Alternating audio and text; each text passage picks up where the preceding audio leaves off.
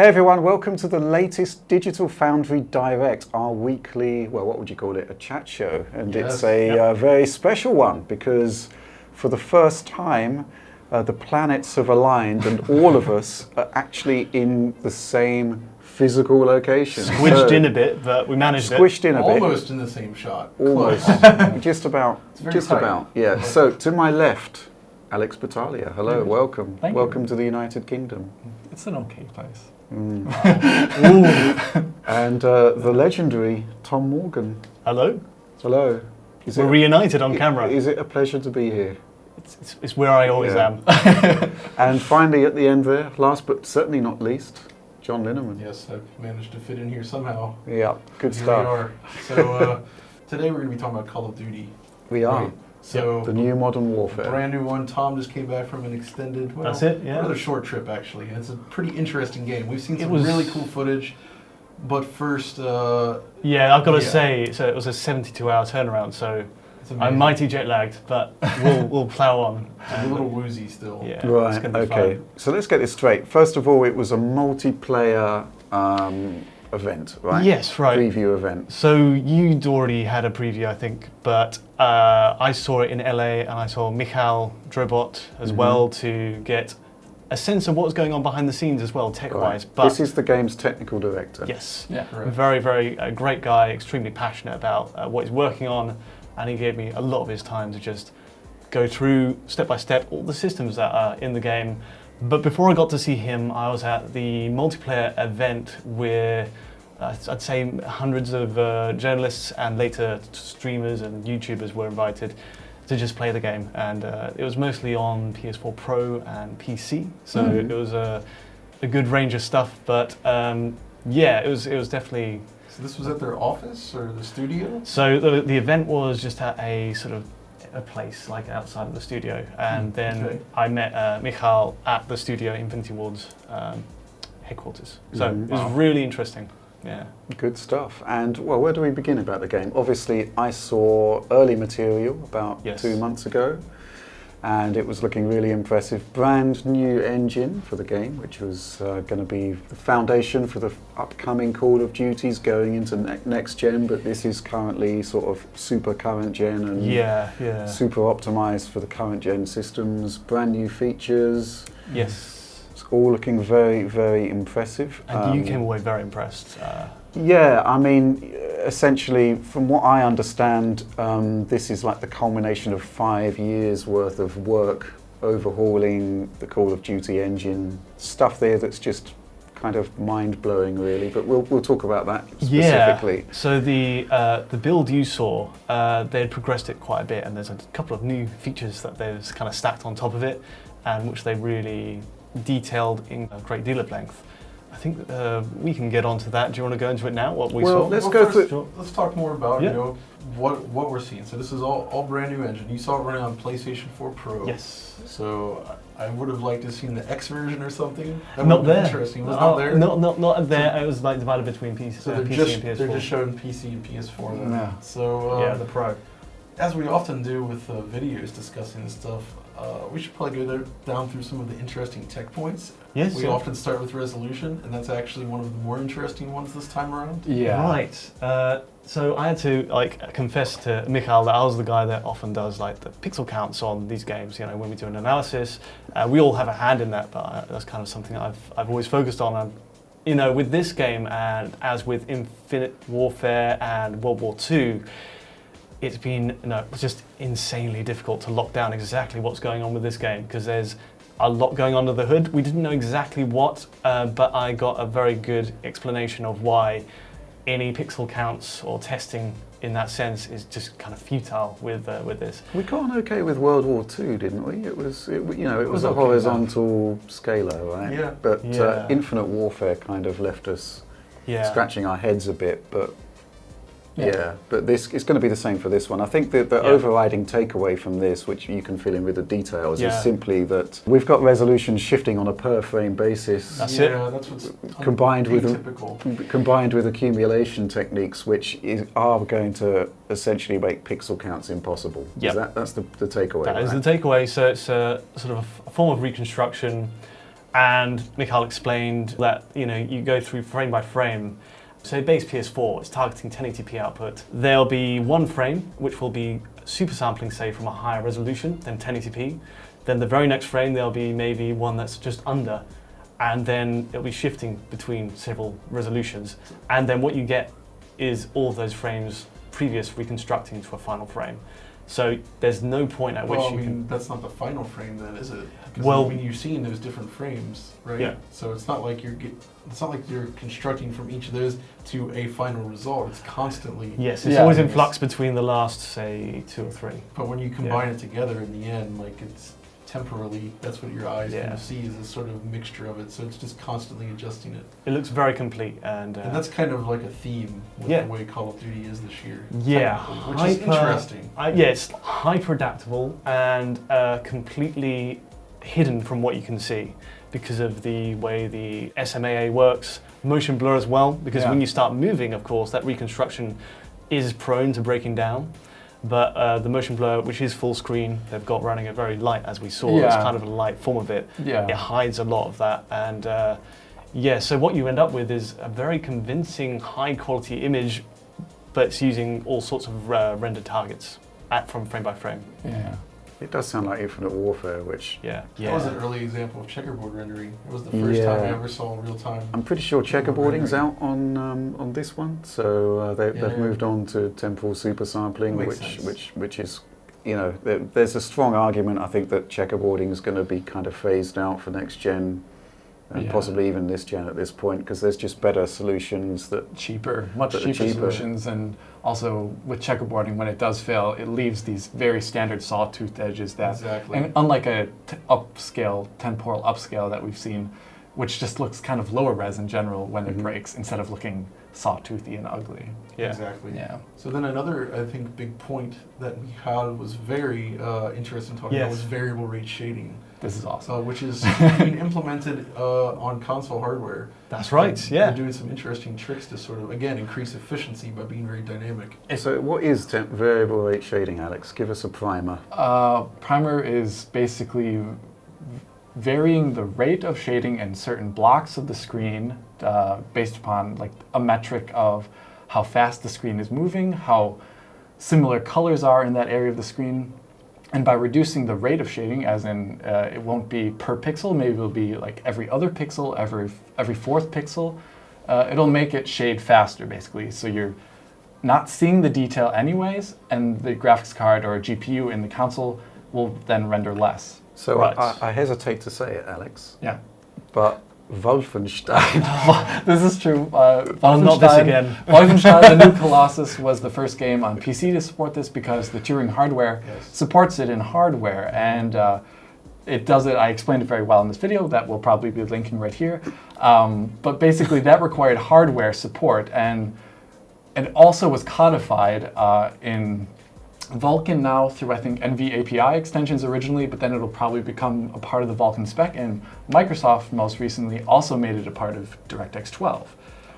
But it's supported, at least in the future, by Intel and presumably AMD in the future, and NVIDIA right now. The only thing is consoles have, obviously, which are very old GPUs at this point, didn't have this. So this is a software implementation of VRS. Okay, so the one-line takeaway is that when an area of the screen is in fast motion, you don't need per pixel precision detail. That's right. If there's like really low contrast detail, you don't need per pixel precision. So how does this relate to Call of Duty? So it was demonstrated with a kind of graphics overlay. There was a grid across the screen, not per pixel, but kind of point samples across the screen, many. And every single sample was color-coded in terms of the GPU load. So say there's an area with a load of trees, foliage, which is a point that this Call of Duty is kind of emphasizing now. There's a 2v2 map in there which is called Pine, and there's loads of really beautifully shaded foliage in there.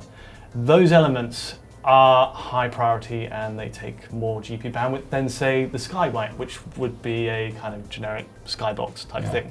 So those elements get like a different color code, and then the ones which are foliage are high priority.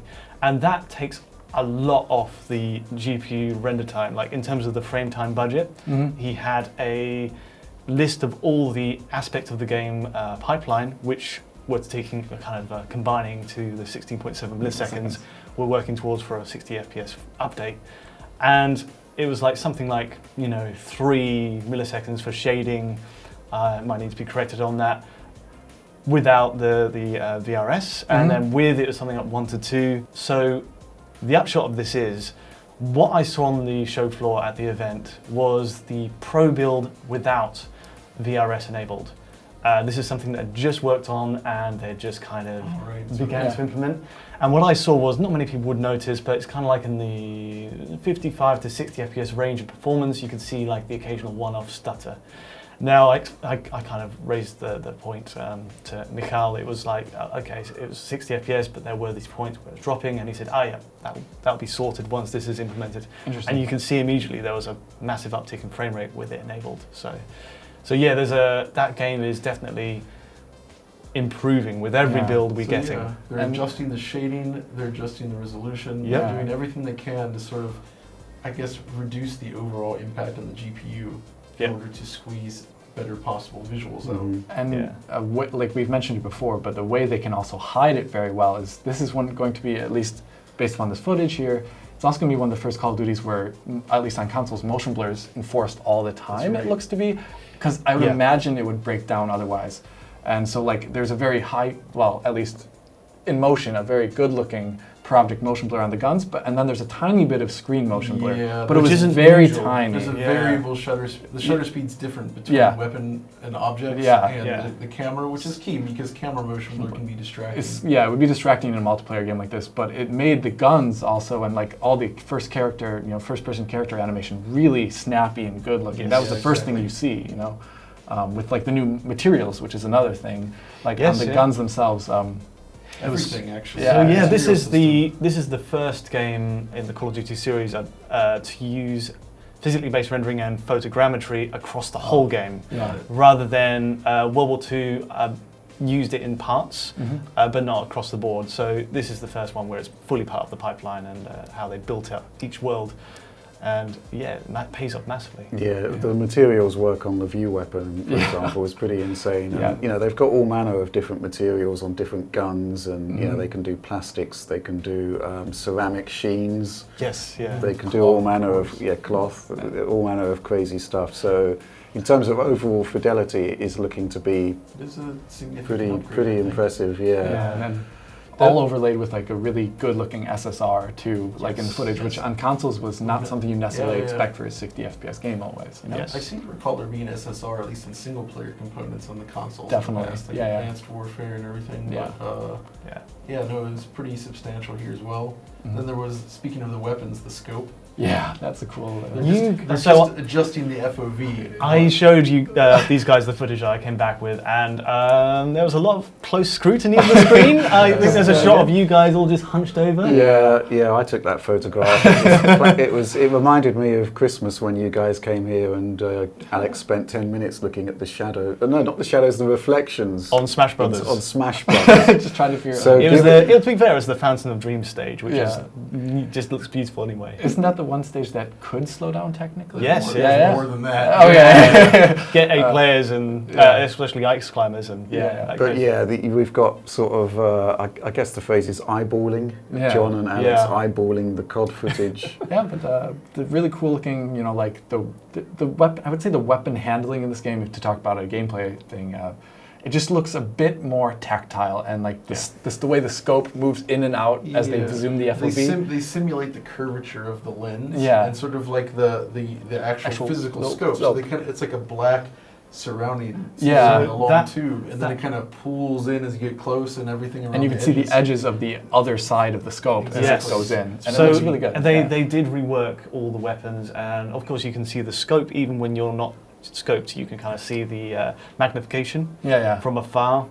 But on top of that, like all the animations on the weaponry and everything about the way when you fire a gun, your weapon will bounce back, and also your camera view will sort of bobble out of sync with that. They were always great with this. But I think the addition of the motion blur plus some of the new animation work, it's a step up.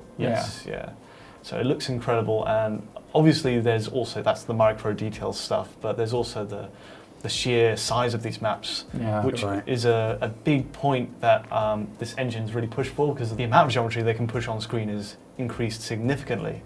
It's mainly due to the way they're culling triangles behind the scenes away from the player's point of view. And it basically translates to giant stages like Aeneas Palace one, which we had 20v20 players just going at it, and it looks huge. And you know, you can go much further than that, and I think there's much larger, sort of up to 100 players I think have been announced as well. Yeah. Right, okay. And I would also imagine it's not just if they can have 5 times the amount of geometry on screen, technically as a result of that, it's not just the breadth and scope, but also the miniature detail. Like John and I, when we were just looking at this footage, just multiple times just stopping it and looking at the ground, it was like, is that like tessellated ground? Why is it so round looking? Really looks and it's, obviously we'll need to spend more time with this with the full retail product, but I would also say like individual objects on the ground, not all of them, but a good amount of them were surprisingly round and detailed. They're using high detail meshes. Really, which might be the result of that new handling. They can budget it. They can budget it now and actually have objects, and also like the in-between match screens of like the gear customization, it almost looks like, has really awesome models, like the patches and like all the guns. So like so good. A few things to talk on there, like the models that you're seeing at the character sort of customization screen, they're the max LOD version. So they're the ones you get in game, and obviously they scale down as you go the way they get. But like the meshes and the sort of fabrics, I was told that the way they achieve some of those effects is by using kind of an overlay of a material across another material to create that dense effect. It's really convincing. In addition to all the granular detail we saw in the models, they also added screen space shadows to the mix. Oh yeah, that was cool. Which is a nice detail. We saw that earlier in Days Gone this year. Yeah. It allows for like fine objects like grass blades to basically have very fine looking shadows. Where otherwise shadow maps, especially in a console game, it would be too expensive to have like ultra high res shadow maps. Never that super high res. And they do there's still shadow maps. They're overlaying screen space shadows. Oh, speaking of shadows, this is a whole nother cool part. Obviously, which Rich has detailed before, this spectral rendering system that they have set up. Yes, It allows for a very authentic night vision experience in the game for so many reasons. So this is like the second part of several things which this engine is trying to work towards, in not adding gimmicks, but adding parts of the visual effects which affect the gameplay. Systemic stuff. Yeah, systemic stuff that will endure for later Call of Duties. It's not just a one-off thing, it'll be there. So night vision goggle stuff, there's the spectral rendering side of it, which they include the light values for like thermals and UV and a lot of other stuff to factor in when you go into like night vision. And the payoff is you can see, like there was this cave map, and a lot of maps have like a nighttime variant, and there's one which was set in caves, and you can kind of turn on the lights in certain areas of the map to throw off other players who've got night vision goggles on, and there's mind games there. Sounds like Splinter Cell co-op. It does actually. Tomorrow. And there's stuff like you've got the laser pointer on your gun, which if you're kind of scoped and aiming, other players can see your position because you're kind of giving away a streak of light across the screen. And there's like small details, like when you've just been firing, the tip of your gun will be white hot. Yeah, isn't it the case that the goggles themselves are a light source? That's it. It's basically only projecting in this spectrum of light that you can only see with night vision goggles on. And as you bring up your night vision goggles, you can actually see almost a Doom 3 style light in front of you. All and you can see like a rim shadow around them. And also on the first player's gun itself too, you can see like a shadow from almost what looks like the bottom half of their head on the gun in front of them. It's really awesome looking stuff. So the second part of that, I guess, is there's the fog system. Volumetric fog, volumetric lights. Is that in any of the footage? There is in the multiplayer. It's less pronounced than what I understand will be in the single player. There's a couple of kill streaks which use the fog, the white phosphorus one.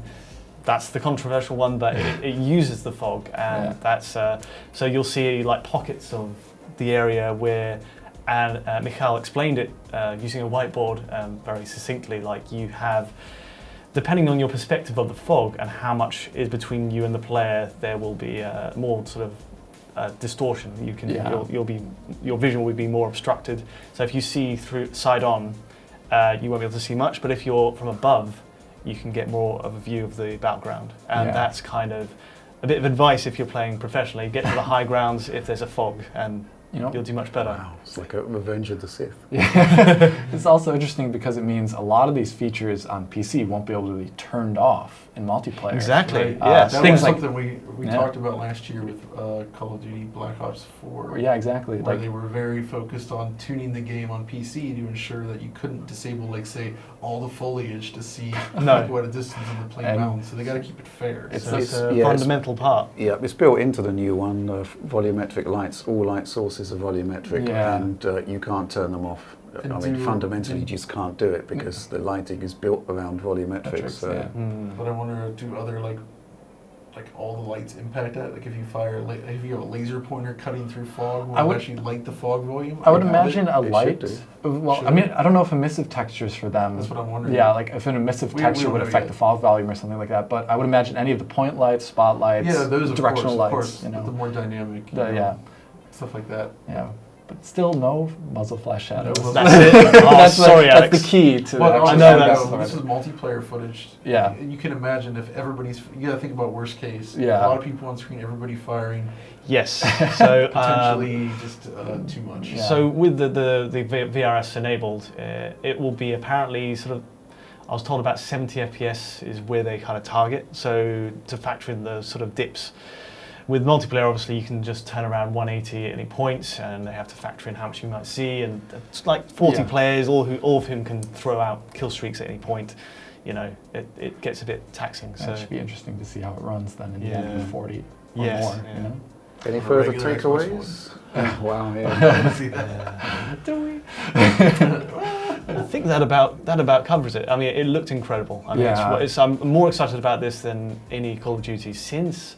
I don't know. I loved Modern Warfare 1 and 2 a lot, and to be fair, Black Ops 4 was pretty incredible for Blackout was impressive. But this is really exciting stuff. Yeah. So to deliver a compelling single-player experience. That's the thing I'm overly interested scripted in. and overly narrow. It sounds like they're trying to move in a different direction. So I mean, the map sizes in the multiplayer maps were also pretty large in comparison to what I'm used to playing Call of Duty games. Yeah. So it's usually quite tight and sort of corridors. Yeah. So cool. It's all changed. It's really good. Mm-hmm. Okay. Well, let's move on quickly then, just to wrap this up. Projects for next week.